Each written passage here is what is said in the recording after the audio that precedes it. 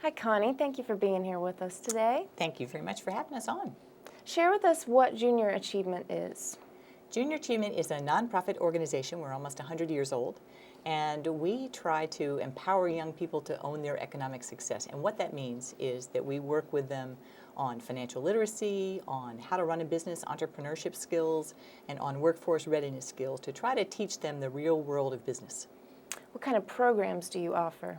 We have programs from kindergartners all the way through 12th grade, and we take them into the schools to teach the kids. They are correlated with the school's curriculum, so teachers can look at them as an enhancement to what they teach rather than something that diverts them or takes extra time. What type of courses are involved with that? The lessons are maybe 5 lessons or 6 or 7. They're delivered on a weekly format. It could be like once a week for 30 minutes to 45 minutes by a volunteer who comes into the classroom. Or it could be that we package the whole lessons in one morning. So a volunteer will come into the school at 8 o'clock and they'll leave at maybe 1:30 or 2 o'clock, and they'll have taught the entire program to a grade or a classroom. Wow. Who teaches these courses? It's a very important thing. I thank you for asking that. And the reason that these are taught by volunteers, business people in the community, retirees, for example, is because they know the world of work. And that's what we're trying to convey to the kids, is the world of work by people who have experience in that area. This also makes sure that teachers don't have something extra on their plate to teach. So they appreciate another person being in the room, somebody who can be a mentor, a role model. Here's somebody who may be a success story. Maybe they didn't go straight from point A to point B, but maybe they had some other things along the way. So they can give the kids the real world experience that kids can understand and believe. Speaking of the real world, how does Junior Achievement affect the students in the communities? I think what we're trying to do is to address some issues that are in the community. One is graduation rates, for example. And while we don't impact, I would say, a child's GPA, for example, what it has been shown statistically is that JA programs can affect a student's behaviors and attitudes. So, for example, we make sure that underlying all of our programs is the understanding that education is important to their future economic success. So a high school diploma is an absolute minimum to their achieving the kind of quality of life and success that they would like to achieve. Another issue in the community is financial stability. So that element in our program of financial literacy is an important one. Again, so that kids understand that quality of life also equates to managing their finances. And then another area is economic growth in this area, and entrepreneurship, which is a big part of the Upstate's economic development efforts. So if kids can understand what it takes to manage a business, maybe they will have that entrepreneurial spirit and be able to start some businesses here with some savvy before they get there. That's great. April is Financial Literacy Month. It Right. is, and just the fact that you've got a month that is devoted to, that's called financial literacy, indicates that it's a nationwide issue. Are you implementing that in any of your programs? We are, of course, it's a strategy in all of our programs to include that, but we are making special efforts to both make sure that people know that Junior Achievement addresses this, but also just to address the issue itself and how it can be facilitated. For just as an example, and we obviously collaborate with an awful lot of groups, the schools being one of them, businesses and volunteers being another. But we also are partnering with the Hughes Library in downtown Greenville on April 25th. They are having what they're calling a Smart Money Saturday. So they're having a number of programs all that day, and they asked us if we would do something for a specific age group. So we, of course, were delighted. So again, it's the community addressing a lot of those issues as well as us. And I wanted to mention that there are so many ways that there's so many resources that parents and grandparents and kids can find if they want to, and they can do it through our website or through the juniораchievement.org website as well. That's great. It's nice to have resources like that. And it's always great to learn something and teach those students that are growing up into the world.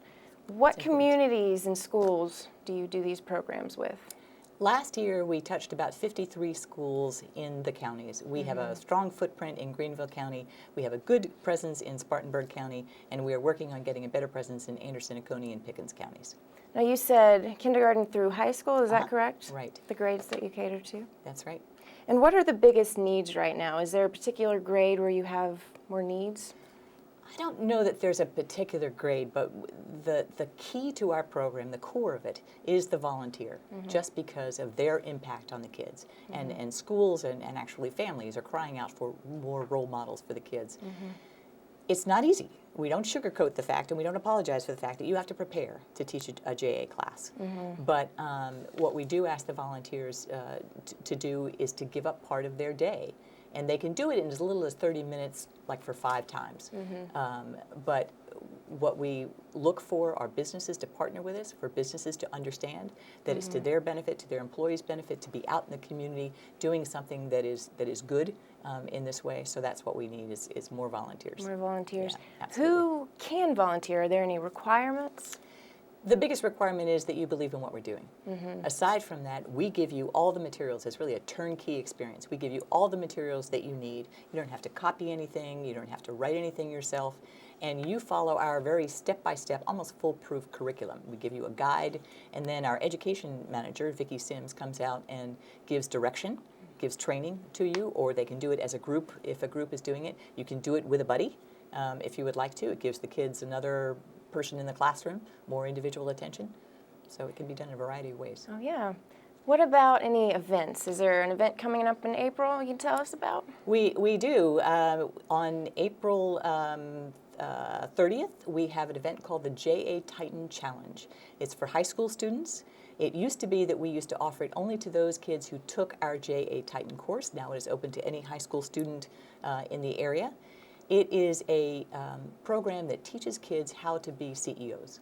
And it is a business and online simulation in addition to some coursework if they're able to take the JA Titan class.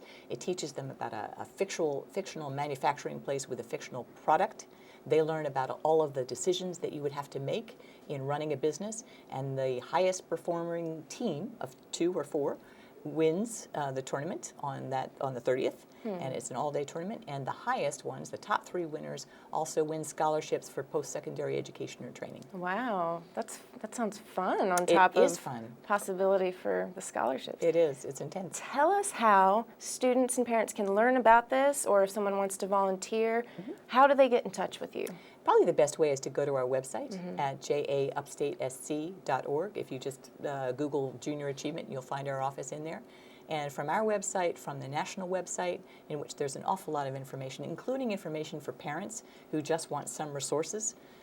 Just to throw out one more, there's a place called the Money Jar. It's a series of podcasts done by the Junior Achievement in Seattle. And it addresses financial literacy, especially everything from should I give my kids to an allowance to a child's how am I going to pay for my first car. Those kind of resources are there. But to call our office at 864-244-4017. Okay. Thank you so much for being here today, Connie. We You're appreciate welcome. it. Well, thanks for letting us spread the message, and we love to be used wherever we can help.